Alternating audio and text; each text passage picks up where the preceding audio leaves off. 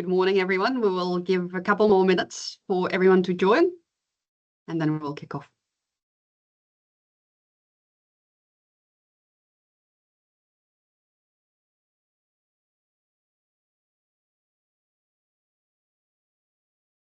Okay. Good morning and a very warm welcome. My name is Irene Durenko-Smith and I'm head of FUJIFILM Process Automation.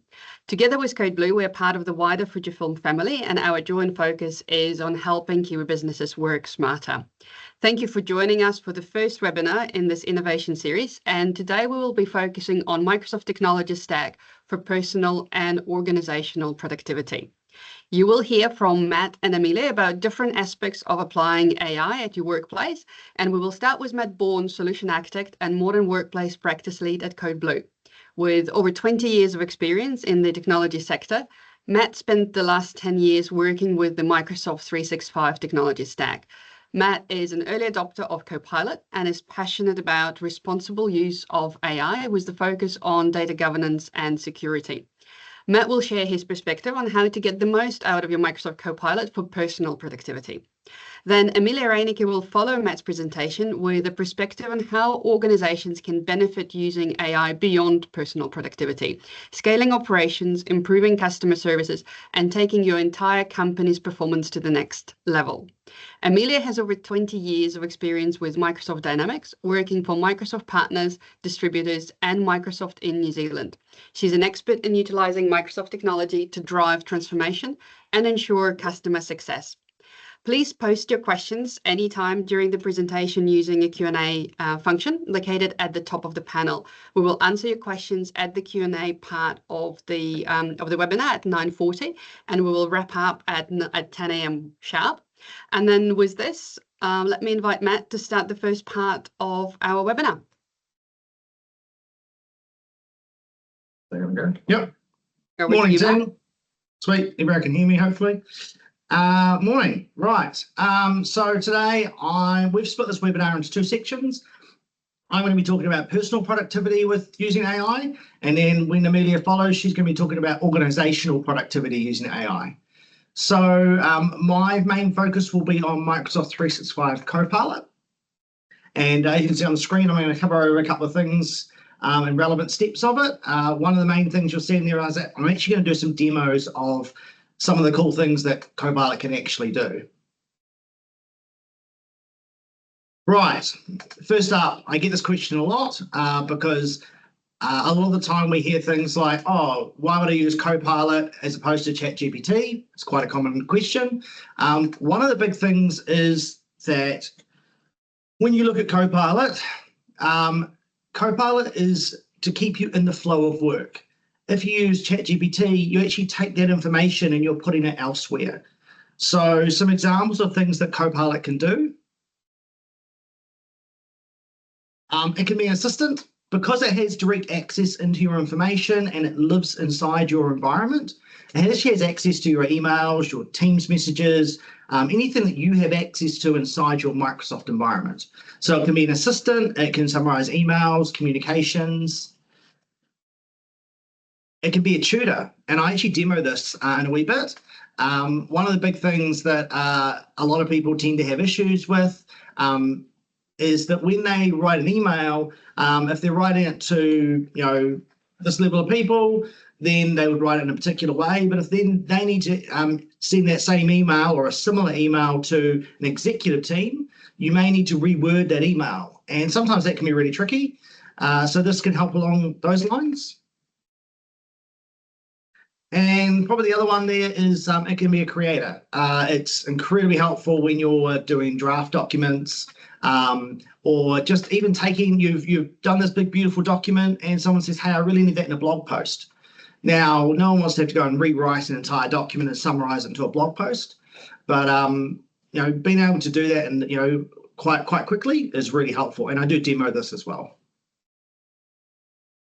I'm going to be moving through these relatively quickly because I have a short amount of time and I want to spend a bit of time on the demos.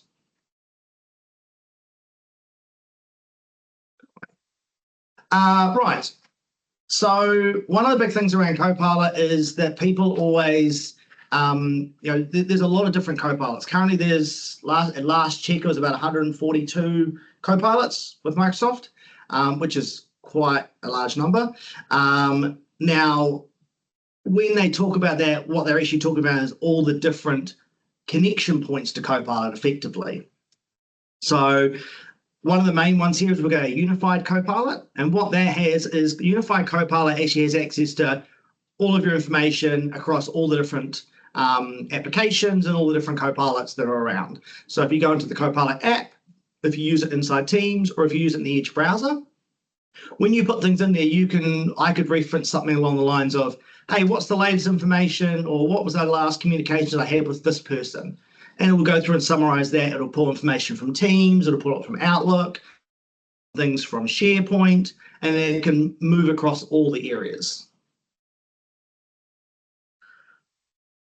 Then we have the application-specific ones. Now, these ones here, why they're so unique, and again, when I do the demos, you'll actually see these, is that they understand the information they're looking at.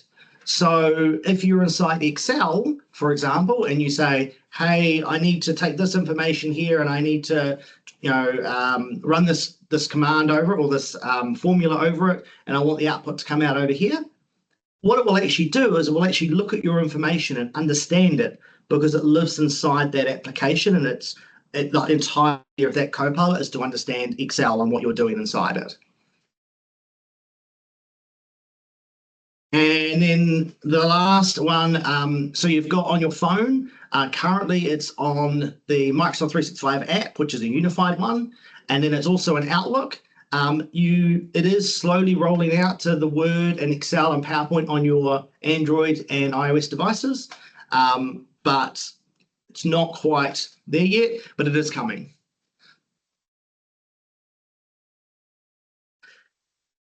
Right. I'm going to ask, before I show these, I'm going to ask this question.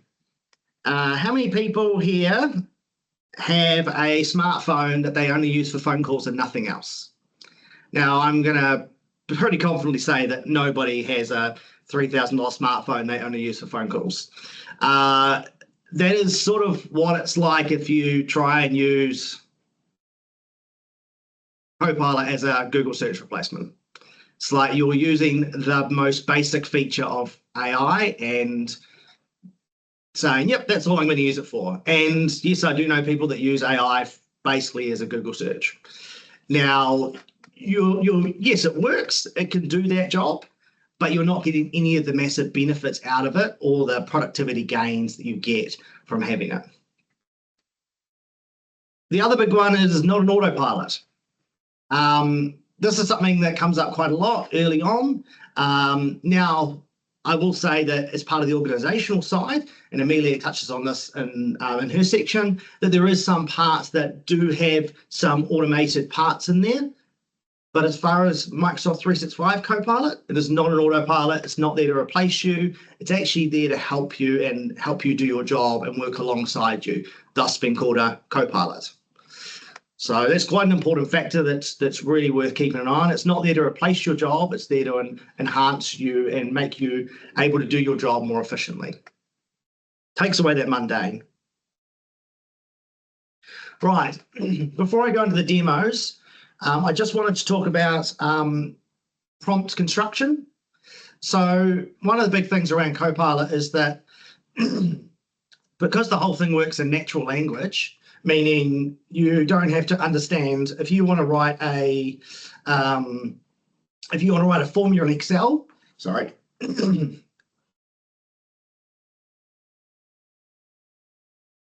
If you'd like to write a formula in Excel, you do not need to know all the syntaxes of that formula. You can say, I would like to have it so that cell B3 is going to equal the average of cells D to D3 to D7, and then I want a number calculated off the side of that. And you can write it in natural language, and it will do that. Now, to do that, though, you need to give it a bunch of information. The more information you give it, the better, but it will still work with minimal information. And when I'm doing the demos, and I'll show you some of the differences, and there's actually some understanding how the prompt is put together makes a really big difference. So it is worth playing with this and just seeing what sort of things you can actually achieve. But yeah, effectively, you want to have a goal.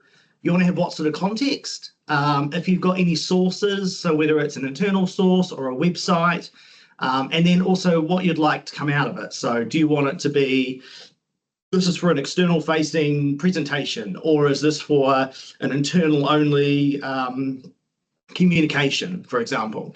So then it will actually give you, what you're looking for. Right. So now we're going to go into the fun part. So we are going into some demos. Now I do apologize because I'm going to flick between a few apps here, but I think we should be all good. Right.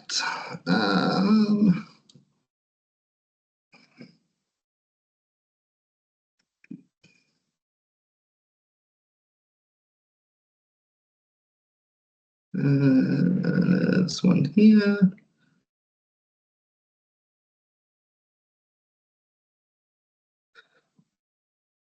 Right. Everyone can see that screen? Presume so. Yep, sweet. Okay, so I want that. And I want this. Okay, I made it nice and easy so I don't have to type everything out. We can't see the screen. They can. They can, yeah. Okay, so one of the things you would have noticed here is I typed out a copied and pasted a really nice simple email here. And as part of that email, I'm looking at that, and it was very painful to write that, but this is the type of emails that I see come across quite a lot. Now, in this particular scenario, we might want to go, hey, actually, we want to change how this email is going to be perceived or who we're sending it to. So we can actually click on the little Copilot button here, and we've got a few things. We can do an auto rewrite, so where it will actually take some, it'll make some recommendations, or we can actually go get coaching. We can make it shorter, we can make it longer, or we can just change the tone. So we might say we want to change it to a more formal tone or make it a bit more direct. So in this scenario, we're going to get some coaching. So we click get coaching. And so what it's doing now is it's analyzing the information because it's looking at the context of it. And then what it does is it actually goes through and it gives you a bunch of effectively reasons as why it's recommending replacing these different parts. So you've got, as you go through, it looks at the tone of the email and then looks at this, what the reader's going to get out of it. Instead of saying, hey, this is super helpful, you can say things like, I'm confident this is going to, and then you've also got the clarity as well, be more specific, as opposed to saying, hey, this is going to be super cool. You can say things like, you're going to get the benefits out of this based on these factors. So in this scenario, we can then apply all suggestions if we want to. And what it'll do is it actually goes through and it makes up that email and it tells you what it's recommending that it's going to write in there. And then we can either insert below or we can replace it. So we've got two choices here. So if we hit replace, what it'll actually do is it actually replaces that entire email for us. And then obviously we can edit it further from there. If we're not happy with that, we can also do a recheck and it will have another go at it. Over time, this actually learns your writing habits as well. And so it will give you more insight as to when you write things, it'll start making natural suggestions. I've been using Copilot now for about 18 months. And when I write emails, it'll actually pop up and say, hey, did you mean to write this like this? Or would you recommend, maybe we'd recommend doing it like this instead based on your audience. So this is really, really helpful. Another factor that you can do really quickly is you can summarize emails. I'm not going to go into this. Anyone who's got a 365 Copilot license will know when you click on an email, you basically can summarize that straight off the bat. It'll take a really long email and it'll give you a bunch of little lines as a nice summary. But the tutoring is a really good tool set inside Outlook, and it's something that I don't think gets utilised enough. I use it quite regularly, especially depending on the audience I'm writing to. Right, so next up, we're going to move over to Word. And I don't have Word open.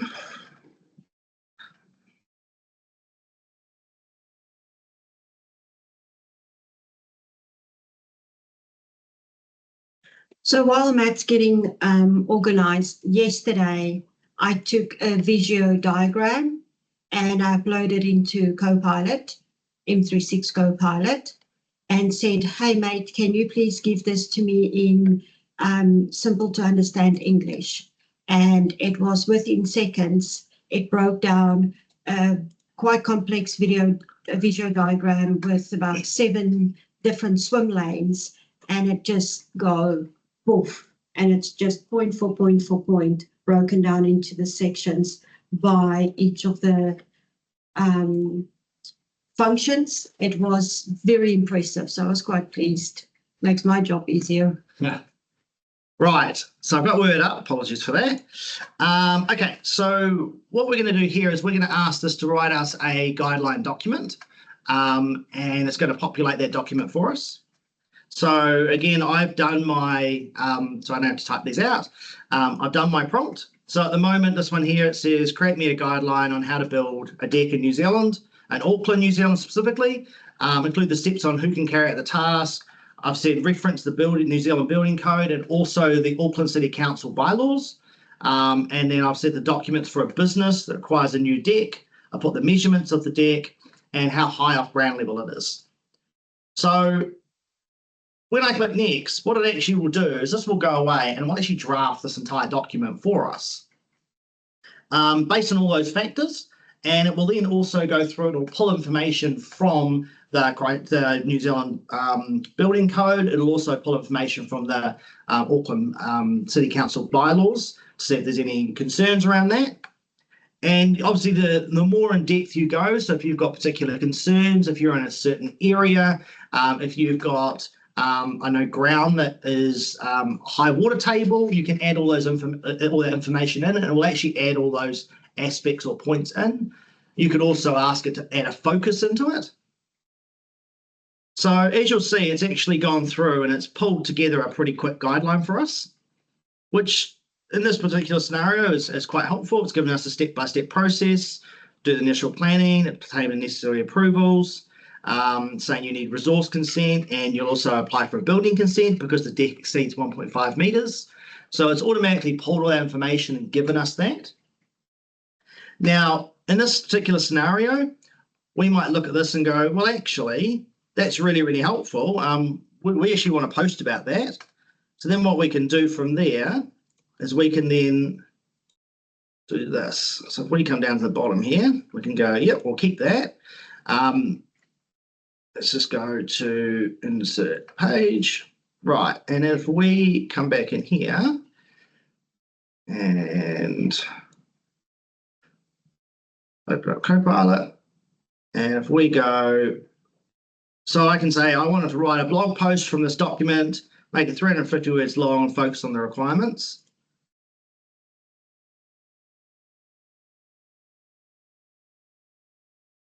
And so then what it's done is it's just simplified that entire document it just wrote for us down into a 350-word blog post, which we could then put up. And it will also ask things like, if we open this up, it'll actually go in and it will ask, do you want to put a conclusion at the end, which is already automatically done for us. This just allows us to get the information quickly. Now, one thing I will note here, drafting with Copilot is amazing. But I would never say this is a final document. You still need to understand what you're looking at. You need to know, where that information's come from, and you still need to understand it. But the days of starting from a blank page are gone. And Matt, I think that's where it says it's a co-pilot. So you're co-driving. Yep. It's like driving a Tesla, but not quite just driving a ute, right? Yeah. So you can't just go and say, hey, this is the final version. because you're going to burn your fingers for sure. 100%.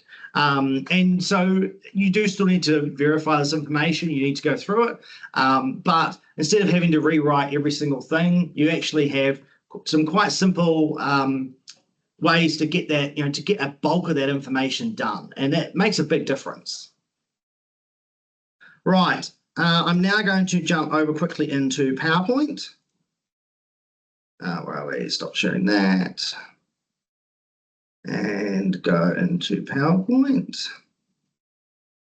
Right. So what I'm actually going to do is I saved that document or a copy of it last night. And so what I'm actually going to do is, based on that guideline we just made, I'm now going to ask it to make me a PowerPoint presentation. So I haven't put any other aspects here. We could say, hey, I want to focus on the area that the deck's going to be built in. We could put focuses in there. But for this particular one, we're just going to ask it to create us a general presentation based on that. So if we watch this,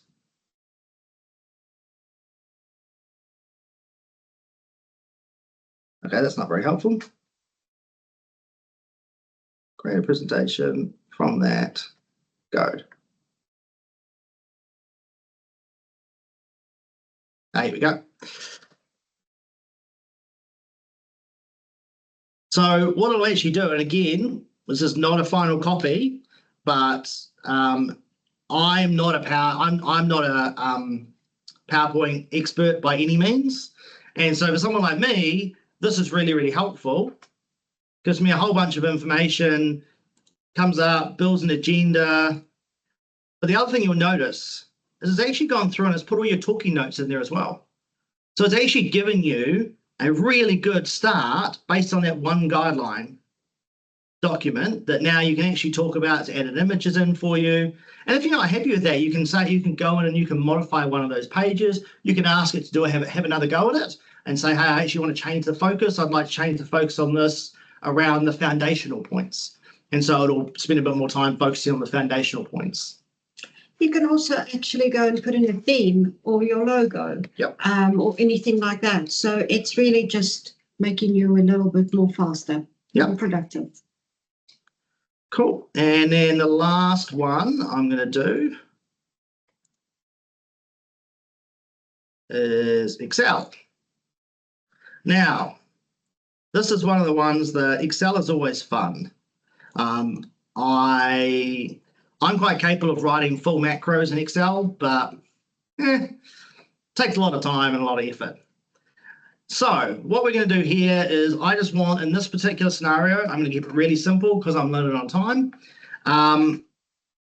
This one here is just a number of users, number that have Copilot M365, and number of users that actively use M365 Copilot. And what I want is I want a percentage of the active users. So I'm basically going to say over here, I need a percentage of D4 out of D3. Real simple language, that's what I would like. And so what it's doing now is it's going to go off and it's going to analyze my data. And so you can see it's analyzing the data there. And then what it's actually recommending is it's saying, hey, I see what you want to do. Do you want us to insert the whole column? So it's actually worked out not just for the cell I was in, but it's actually gone, hey, I can see what you're doing here. Actually, let's just do that whole column for you. And so then if I insert column,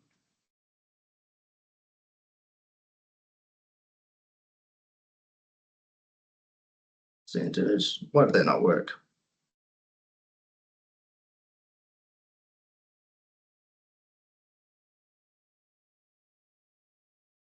I don't quite know why when I clicked on that, it didn't insert it, but so we hover over it, you can see it's showing that the percentages are correct there. So this is what it will do. It'll go through and analyze that information. And this is where it's really powerful of being able to analyze it inside the application without taking it out of the context and putting it somewhere else to get an answer. You can get that answer right in here because it sees the context that you're asking that question in. Cool. Right. Because I'm run out of time, I'm going to jump back to the slide deck.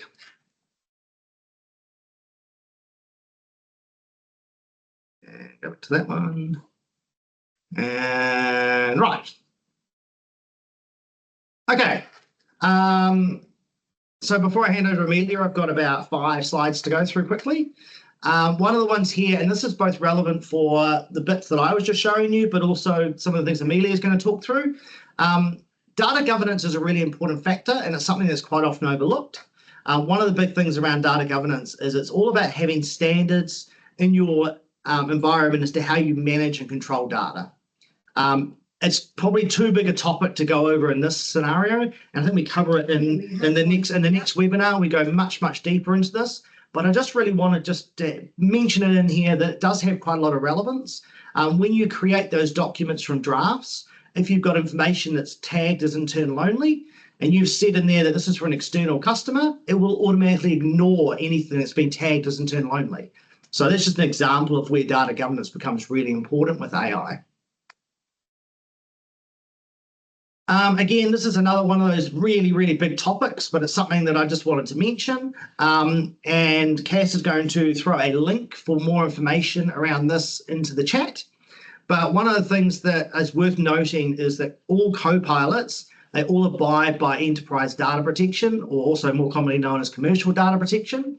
And effectively what it means is that the information you put into Copilot is not used to train the model. It doesn't leave your environment. It's all processed in the confines of your environment. If you take that information that you would have necessarily put into Copilot and you put it into ChatGPT, it's leaving your environment. You have no control over that information anymore. And it is free for all. So this is really a really important factor for businesses especially. Do we need to train our staff? The simple answer is yes. The great example is our senior leadership team. When we first rolled it out to them, a lot of them really struggled with it. So we actually did a bit of training for them, and it made a huge difference. They went from, hey, we've done a few searches and it's sort of not really working, to, wow, this is amazing. We're actually getting a lot of benefit out of this. So just that little bit of training makes a huge difference. It's the same as any new product. I just put in a few steps here. And just thinking about, if you're thinking about rolling out Copilot, obviously come and have a talk to us, but there's a few steps in this that are worth considering. We will be sharing this entire slide deck, so other people will be able to see it and you'll be able to have a look at this afterwards. So just a wee bit of a summary here. Copilot's built in a search engine. It's there to help you, not replace you. Constructing your prompt is really important. And then obviously play with it, see what it can do, consider data governance, training is important, and having a plan. Right, I have one more slide before I pass it over to Amelia. Hopefully it's going to get some laughs, but anyone who knows The Simpsons, if you don't succeed, give up. Please don't be like Homer. If you don't succeed the first time, try again. Yeah. Like you just got to give it a few tries. It's lots of fun. Cool. Thanks, Matt. Okay, so do you want the thing up? Yeah, please.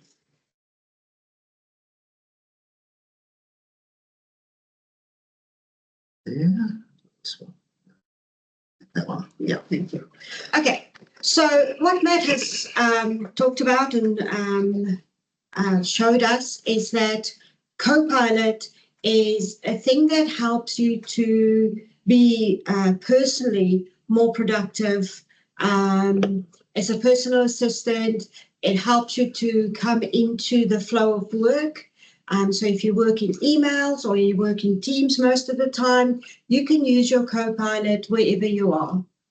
And I think one thing that we probably need to start normalizing is that Copilot is the cute interface, the UI for AI. Yep. Right? So we don't have to think about that big thing that's AI. We can just talk to this chatbot, and that will help us get information. Now, that's really beautiful from a personal productivity point of view. What I want to talk to you about is actually how we can take the next step. And the next step is really talking about agents. Now, agents is an extension of Copilots, and you can have an agent working on itself, or you can have a Copilot triggering an agent, or any way that you can think of. But so an agent is actually a thing that we create to fix or to help automate a specific business function. So if you are in a team that works with sales or leads, you can say, okay, let me look at all the leads that came in from our website and trigger a couple of things. So that is what an agent does. So it's an AI-powered system with actions that triggers, that can also autonomously do things. We'll get to the different types of agents in a minute. It works on behalf of the employee or the team or the function, as I said, and it can be connected autonomously. So that's just a little bit about the difference between a Copilot and an agent. Now, it's interesting, and I hope that most of you on the call have heard about the Power Platform. It is Microsoft's low-code, no-code environment. And basically, at the moment, most of the business applications like Dynamics 365 Sales, Business Central, customer service, finance and automation, finance and operations, all live in this low-code Power Platform environment that has things like Power BI and Power Automate and so on. The new thing, or it's not so new actually, is Copilot Studio, and that is where you build all your Copilots. So you can build a Copilot to make you faster at your lead generation or your lead qualifying your leads, or you can take a brand new Copilot or a new agent and build it in Copilot Studio. So just a little bit about where it sits in the greater scheme of the ecosystem. And then a bit more about what is an agent. So an agent can actually go and do a couple of things.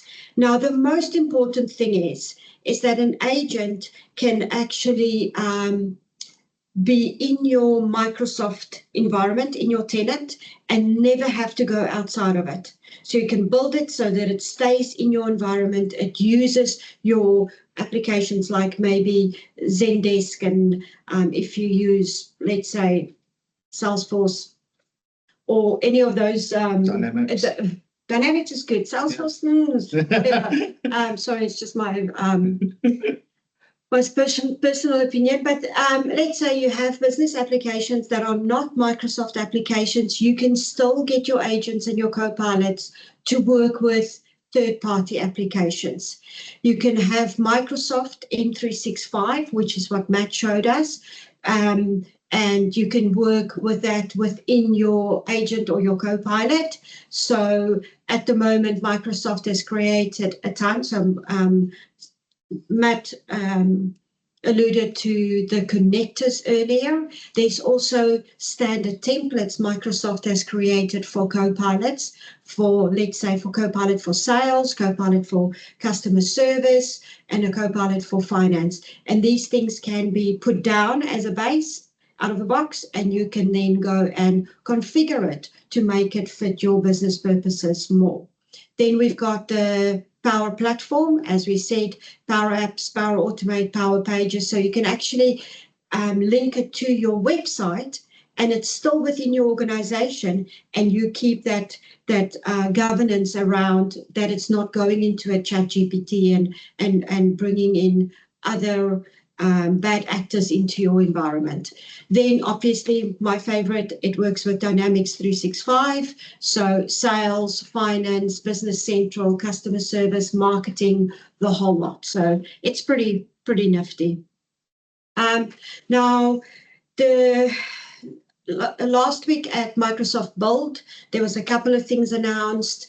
It's actually getting quite nuts at the moment because there's daily new releases of things. But I think the main thing at the moment is we've got the Copilot. So if you think about that's a personal Copilot, and that helps you with your personal productivity. Then we have Copilot Studio, and you go and look at the stuff that's in Copilot, and you extend it, you build out, you do a bunch of agents. Now there's a new term called Agent Boss, which Microsoft has coined, and it's basically meaning that we as people will be the bosses of many agents. They will go do functions, they will go and match things. You as a human will go and look at it and say, yes, I'm happy, push the button. It just makes it a lot faster for you to go and type things or go and open another application or whatever the case might be. So all of this sits on Copilot control system. So when we said Copilot Studio, it is all with the governance, with the security, with all that basis that you come to love with Microsoft security is in there. So different types of agents. So we've had, and we've talked about this one quite a lot today, the retrieval, so retrieval of information. The example that I like to use here is that you are sitting inside of your Microsoft environment and you go in and you type, oh, by the way, how much paternity leave do I have a year? And it will come back. It will go into all your SharePoint lists and all your knowledge bases and all of those things, and it will come back and it will say, hey, you have 10 days, a year, whatever it is. But it will also bring back the documentation, links to those documentations. Then we jump into the next one. It can actually then go and say, do you want to go ahead and book paternity leave? Then it becomes a task. So you retrieve data, you get the information that you're looking for, and then you create the actions, the tasks that needs to happen. So tasks in here, things like timesheets. I don't know how many people on the call have to do the proverbial timesheet every week or every day, pain in the backside. Expense claims, so tasks, all of these, the middle bit is probably, the pink and the blue is probably where we've used, sorry, pink and purple, are where we've used things like retrieving information and thinking about ChatGPT, but within your environment, tasks, bringing things to you and then actioning them. The new one, which is the one that's to me personally the most scariest, is the autonomous agent, and this still is in preview, you can see that, but it's basically allowing the agent to go and do things and just go and do stuff. I'm a little bit where we have to test that still, so we can go through in between where you've got the task, you can say, hey, this is what we see, and then you go and push it and let it go further. Look, Skynet was a safe system, all right? Oh yeah, very safe. Yeah, exactly my point. Now this slide I've put in because, hey, Microsoft loves stats, and this is unfortunately because it's Microsoft, it's always American stats. So it says that 68% of early Copilot users have improved their quality of work. Now, Matt said earlier he's been working with Copilot for 18 months. So probably the biggest thing I would say is that for me, it creates time. It allows me to, a task that would have taken 4 hours in the past, I can now do in an hour. And so it creates time for me, which allows me to do more things in a day, be more functional with my job. So yeah, really helpful. Okay, so not just American stats, good old New Zealand stats. There you go. Now we're going to go quickly. I've got 6 minutes left. We'll talk about a little bit of the different kinds of Copilots that's out there at the moment. We've got the Copilot Sales Agent. You can also, in your Dynamics, it doesn't have to be Dynamics 365 Sales. It could be Salesforce. It could be anything like that, where you can close more deals with AI Assistant.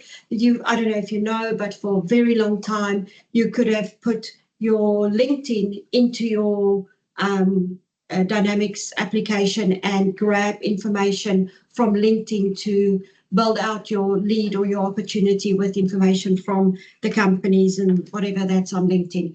Copilot for service agents, so making your service agents more effective. They can bring information from various applications into a Teams call that they have with the customer and say, oh, I can see that you've logged 7 cases in the last month, whatever the case might be, etc., etc.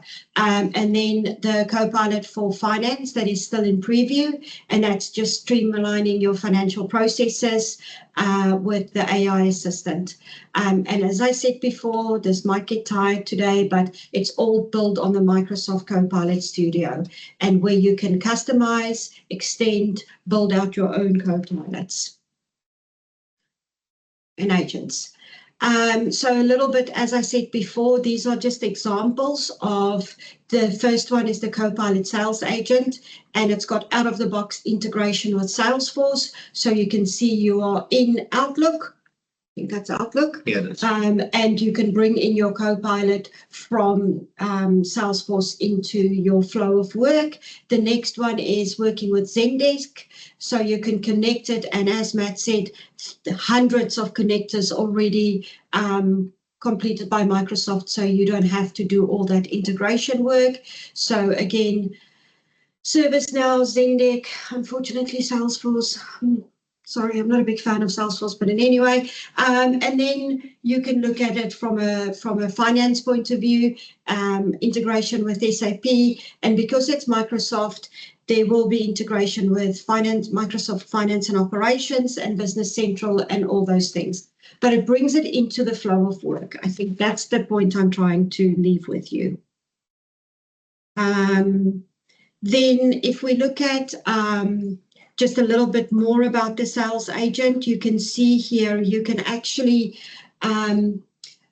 be on a Teams call with maybe you're a sales team that's selling a massive deal. You can view the opportunity summary, you can bring it into your Teams conversation, you can analyze the sales conversation, you can draft a proposal, you can create revenue data and charts, you can create tasks in your CRM, doesn't matter which CRM it is, you can update the opportunity and show conversational rates, the rate of conversation, and create a pitch presentation, which Matt showed us earlier. I'm going to jump to the next one, which is basically what I've said here, but in a little bit more detail. You'll get the slide deck afterwards and you can go through that. I'm running out of time. Then Copilot Services Agent. So embed Copilot directly into your agent desktop. Again, exactly what we talked about with the sales agent. This is the customer services agent, and it just brings all the information to the team that's working with it. And I think what is coming, and it's probably already happening, is Microsoft are taking, with the agents and the co-pilots, they are taking the lines between our business applications and they are erasing them so that you work with an agent and the UI becomes just so much easier. And then if the UI gives you 3 things, but it's 3 things from 3 different systems, it goes and populates that information and then trigger what needs to be triggered, etc., etc. So that's the long and short of that. Then this is also just, again, how the Copilot service agent will work. You can go through that on your own time. A little bit just more examples. I think we've had these examples before. Now, as I said, you can extend and customize with Copilot Studio. So you can use the Copilots and the agents that are already created and modify it like you could do with Dynamics 365 Sales or Finance or Power Apps or any of that stuff. And then you can also just build your own. I think 2 things that I would want to leave with you before we go into the slide, sorry. Just go back one step. A couple of things I want to leave with you. So firstly, this works within your environment. So in your Microsoft environment, you can go and say, keep that as the Holy Grail, and we don't want any information outside of our organization.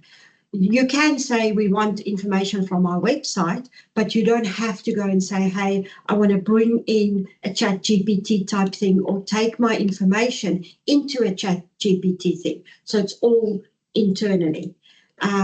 So please be cognizant of that. So it's, if you think about it, it is like you had a chat on your website for customers to go and find things. It's sort of like that, but with inside your Microsoft tenant. And I think those are the key messages I would like to leave with you. Cool. Okay, next slide. We're almost done, guys. 15 minutes. Yeah. Cool. Okay.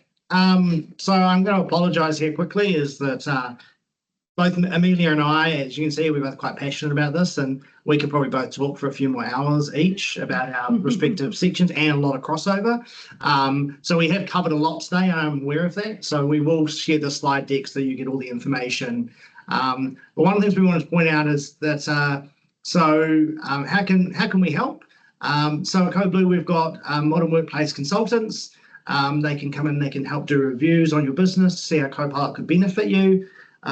Working on strategies and plans around it, helping with audits of your existing environment to see if you've got any potential security issues, which AI will find a way through. So it's just understanding what those are and what your risks are, help with data governance and protection, and also training plans. And then from a Fuji process automation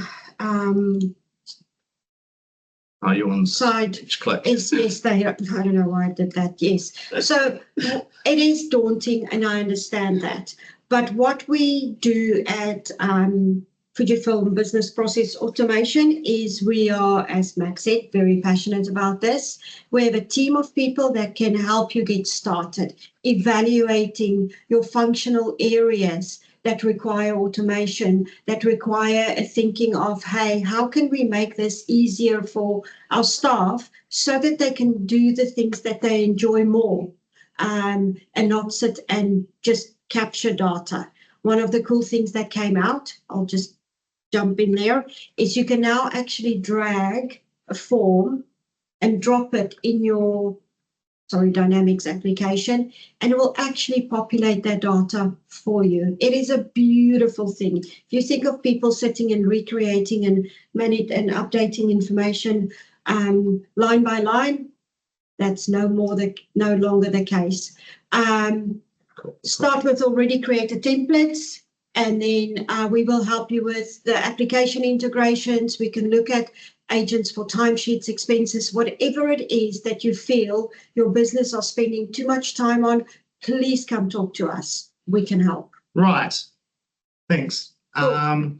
So what we're going to do is I'm just going to look through some of these questions. So I can see there's a list of them in there. So we'll start at the bottom. So we've got one from Graham. So just reading through email. So your message based on that. So Graham's saying that he's asked Copilot to summarize information from his email, and it's saying it doesn't have access. The most likely reason for this will be is that you're currently using Copilot Chat, which is included in your license. Only Copilot M365 has access to your information inside the applications and stuff. So if you're using the chat one, which is the one that's included with your Office 365 license, it doesn't have any of that access. So if you'd like to talk further about that, then reach out to your account manager or one of our team. We can look to help you get that sorted.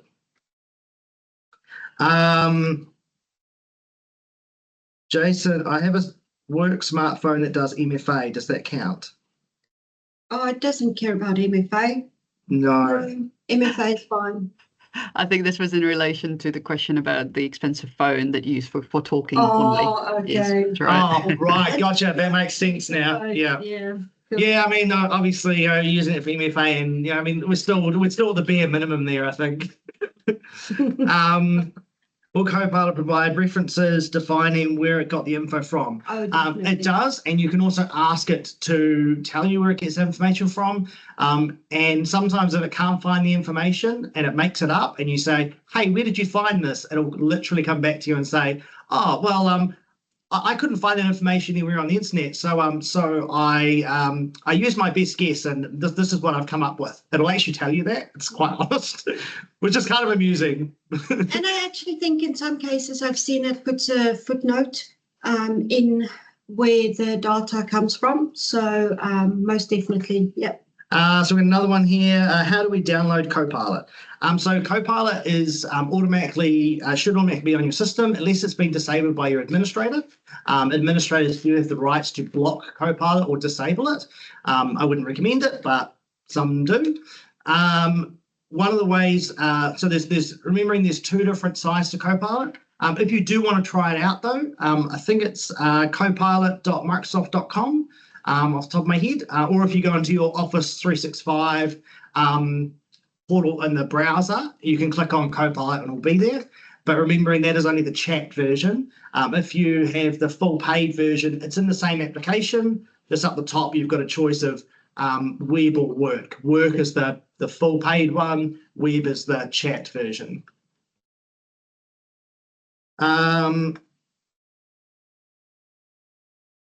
So when asking Copilot to create a document, how can you have assurance the information is correct? How do you know where the information has come from and the sources are reliable? Okay, so as I mentioned before, that using it to create drafts is great. I would never fully trust what comes out of it. I always review it and check it. But you can ask where it got that information from, and you can ask it for a reference point, and it will actually give you a link. You can then click on that, see how it pulled that information to see that it is correct. Effectively what it's doing is it'll go off and it'll collect all that information for you. You still need to understand what you're looking at. So, for example, if you're a salesperson and you went and said, "Hey, I need this full technical design drawn up by Copilot," and then just blindly sent it out without understanding what's in it, there's a lot of risk in that. Whereas if you're an engineer that spins that up, then you can look at it and go, "Okay, I can see where that's all correct. That's an issue there. I want to find out some more reference points from that." So that's why I say it's really good for drafting. I wouldn't trust it 100% right now. It is really good, but it's not perfect. Again, it's a co-pilot. It's not an autopilot. So it's helping you creating things a lot faster, but you are still the main person, and it's your job to check that stuff before you send it out to a customer. That's if you like your job. Otherwise, things can happen. So when you add a document in PowerPoint for it to create a presentation, it seems to be challenging to find the document. If I save it to desktop, sometimes I can see it, but I don't seem to be able to search for a document I've saved easily. How do you find documents easily? Okay, so for PowerPoint or anything to do with Copilot, the document must live in your either in your OneDrive or in your company SharePoint or in Teams. So if it's on your desktop and your desktop is not backed up to your OneDrive, it won't actually be able to find that document. The other thing you can do is you can go into the document and you can get the URL to it. So if you look for it in the web, you can get that link to the document, and you can put that in as a reference, this document, and it will find it. Normally, if you've opened a document recently, it'll find it, or if you just start typing the document name, providing it's in your environment, it will find it for you. It works really well, but that document does have to be in your Microsoft 365 tenant. On your local machine, it can't find it. When will I see Copilot in my Excel? So you'll only see Copilot in Excel, if Copilot hasn't been blocked by your administrator, but B, if you've got Copilot for M365 as opposed to Copilot Chat. So Copilot Chat, again, is the one that you get included with your license, your Office 365 license. Copilot for M365 is a separate purchase. And yeah, that's what gives you all the integration into your applications, but the benefits far outweigh any cost for it.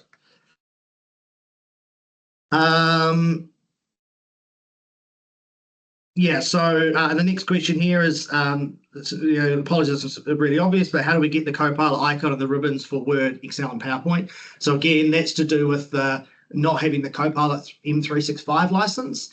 So that's what gives you it in all the applications. That's what allows you to have all those, have the link in all of them. That M365 Copilot's the requirement for all of that.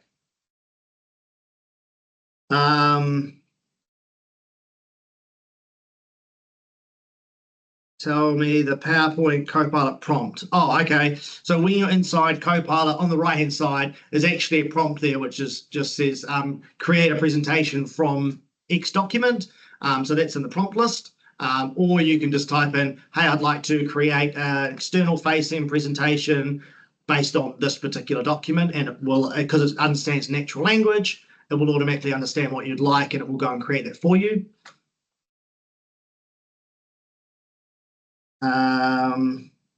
What version of M365 includes Copilot at application level? So no M365 includes Copilot. Copilot for M365, which yes, I'm aware is very confusing. That is actually a separate purchase. I think off the top of my head, I think it's $582 a year per license per user for that. Or there is a monthly bill, but still annual subscription. But again, if you've got any questions about that, please reach out to us or your account manager, and we can help you with any of that as well. How many more questions? All right, one more question. How does the agent access online software applications that are password protected? Okay, so iPayroll, Xero, and things like that. So the agent will work over a API in the back end. So it will actually have direct back-end access, but it will still have to link through to know who you are, so it knows what permissions you have inside the application. So it doesn't actually go through the front door effectively. It basically goes through a back door into the application, and Copilot will then filter things as to what you have access to from there. So that's what the API will do, and that links directly into the agent, which will link into Copilot. There is what's called a service account, and that's the account that you use to pick up those points between applications. Cool. And there's just two. Where would you suggest we can go for a good course to upskill on these and learn some more on these agents in depth? How about we'll come back to the we'll put some suggested courses in the correspondence email, which comes out with the slide decks. Yeah. But MS Learn is a really good place to go for most training things. Yeah, and also Rob's raised about agents, the cost of them.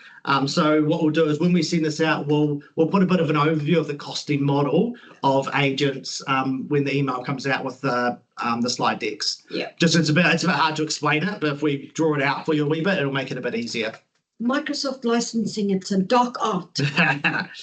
Right, I think we'll hand over to Irene to just finish this up. And I'll just add to the last question around the licensing for the agents. What our team does is generally help you work out the current manual cost and then figure out what is the ROI. So we can help you with that. So yes, some of the licensing can be expensive, but we can help you understand if there is a return on that investment or not. And if there's not, obviously that's not the right choice. But in many occasions, even the higher licensing cost can still be justified because you're spending a lot of time manually re-entering or doing certain functions. So I think just to wrap up, we've got a couple of minutes. Thank you very much for joining us today. Thank you, Matt and Amelia, for your insightful presentation, and really enjoyed, I think, answering your questions. Thank you for putting your questions in the Q&A. We have $300 Prezi cards you can win if you fill in the feedback form. We really would appreciate your feedback so we can understand how we can run these sessions better. You have until the end of tomorrow to submit your feedback, and then the winners will be notified via email in the next couple of days. We will be rerunning this webinar next week on the 4th of June on Wednesday from 9 till 10 again. So if you've got someone who has missed this particular webinar but still would like to hear the content, please suggest that they join the rerun next week.